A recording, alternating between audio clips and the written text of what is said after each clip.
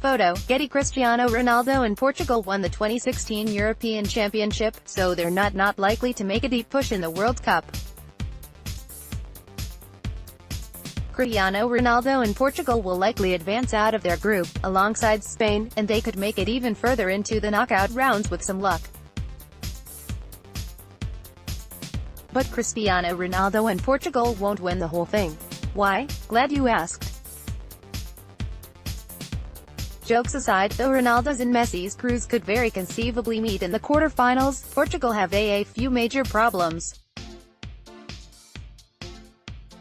Their primary worry should be their defense, which is a total mystery. Aside from Pepe, who plays for Turkish club Besiktas, it's unclear who will be filling in the backline. None of the available options are great.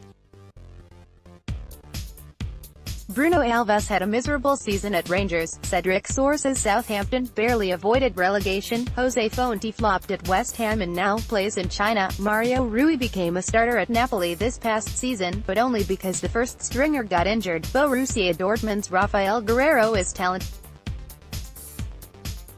The defense that was so solid during the Euro-winning run 2 years ago is in much worse condition now. Also worth noting is that two of the heroes of Portugal's 2016 Euro title won't be heading to Russia with their compatriots.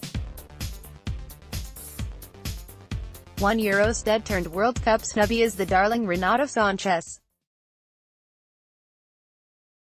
Sanchez was just 18 when he broke onto the scene at that tournament, but he hasn't come close to progressing the way everyone thought he would have.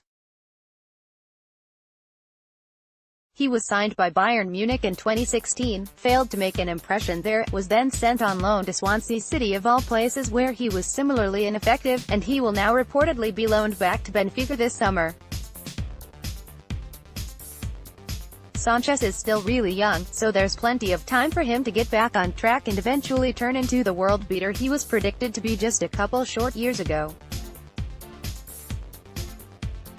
Unfortunately for him, he won't have the World Cup as a platform to springboard back to where he belongs. The other hero from 2 years ago who missed the roster cut this time is Eder, the man who scored the extra-time goal in the 2016 Euro final.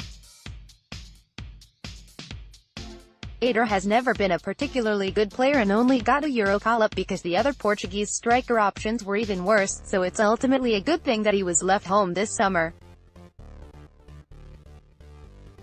Still, the absence of 2016 Euro squad members like Eder and Sanchez and Nani and Andre Gomes means this team is much different than the one that achieved the glory of 2 years ago. Their replacements are probably better players, but it's not likely to result in a better tournament.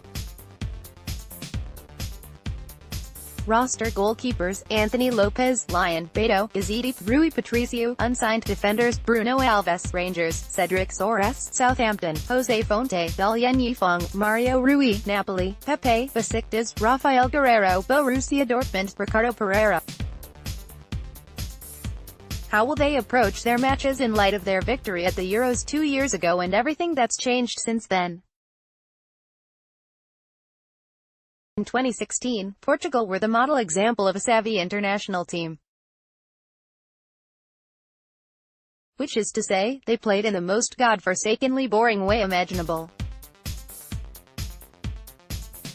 The smart money on the international scene is to worry more about not giving up a goal than about scoring one yourself, which makes sense because you can still win via penalties even if you never score. And especially for teams outside the outrageously deep and talented soccer super countries of Brazil, Spain, Germany, and France, it's easier to win by training a group of mediocre to good players in the art of hard-nosed defending than by trying to pretend those mediocre to good guys are Zidanes or Ronaldinhos who can dance past an entire team by themselves and score. Portugal manager Fernando Santos understood this, and set his team up to capitalize on that strategy. Portugal's backline barely inched ahead of their penalty area and their midfield was similarly defensively minded. Portugal often started matches in a 4-4-2 formation with 4 box-to-box central midfielders who specialized in running their legs into the ground. For the 8 players behind the speedy front two, the primary task was to prevent the goalkeeper from even needing to make a save. Santos's strategy in 2016 was effective, even if it still took quite a bit of luck for Portugal to get their hands on the trophy. It was also the most sensible strategy available, since the Portuguese squad wasn't really equipped to play any other way. That's no longer the case this year. Besides Ronaldo, the Euro-winning Portugal squad didn't have any other reliable attacking options. Things have changed drastically in just the 2 years since then. Today, Portugal's strength is unquestionably in the attacking department. Manchester City creative wizard Bernardo Silva, powerful Valencia winger Gonçalo Guedes, Benfica speedy wide player Gelson Martins, and AC Milan striker André Silva are arguably Portugal's 4 best non-Ronaldo players. An attack-minded Portugal team could easily run all over any defense in the world with all that speed, creativity, and finishing ability in the legs of those 4 young upstarts plus Ronaldo. Letting a few of those guys loose from the start would make for a wildly entertaining and, more importantly, incredibly dangerous attacking style. Given how they played in qualifiers and recent friendlies, it looks like Santos's Portugal is sticking to the old strategy. But if it doesn't work out for them in the early going, if Portugal loses to Spain in their opener, for example, Santos could rip up that game plan and focus more on the attack. Players to watch: Cristiano Ronaldo. Everybody already knows about Cristiano Ronaldo, about how he's one of the greatest goal scorers to have ever lived, about how even at 33 years old and with gradually slipping athleticism and stamina he still manages to put up an unbelievable number of goals and big game performances exactly when they're needed most.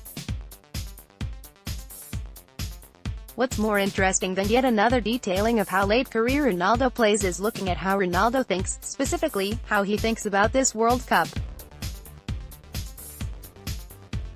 Few players in any sport have navigated their careers with as intent an eye on their positioning in the game's all-time hierarchy as Ronaldo has, and even fewer have put together as sterling a body of work as County Route 7.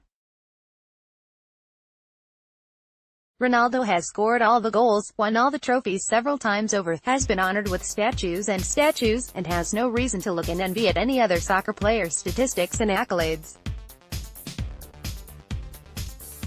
At 33 years old, coming off 3 consecutive Champions League titles and the favorite to accept a 3rd consecutive Ballon d'Or award, Ronaldo has to realize that while the end of his career is nearing, the things he's accomplished have made him immortal. And yet there's still the World Cup, the one tournament he's yet to conquer. Ronaldo did feature prominently for a Portugal side that made an impressive run to the semi-finals back in 2006, but Ronaldo wasn't Ronaldo yet then. His next 2 World Cups weren't especially notable one way or the other. This time, in what will be his last chance to leave a lasting mark on the biggest sporting event in the world while still in his prime, Ronaldo has to be salivating at the opportunity before him. We might not think Portugal have much of a chance to win the thing, but if there's anyone who has the mentality and ability to make the impossible real, it's Ronaldo. Group B fixtures times Eastern June 15, 2 p.m. Portugal vs. Spain at Fischt Stadium, June 20, 8 a.m. Portugal vs. Morocco at Luzhniki Stadium, June 25, 2 p.m. Iran vs. Portugal at Mordovia Arena.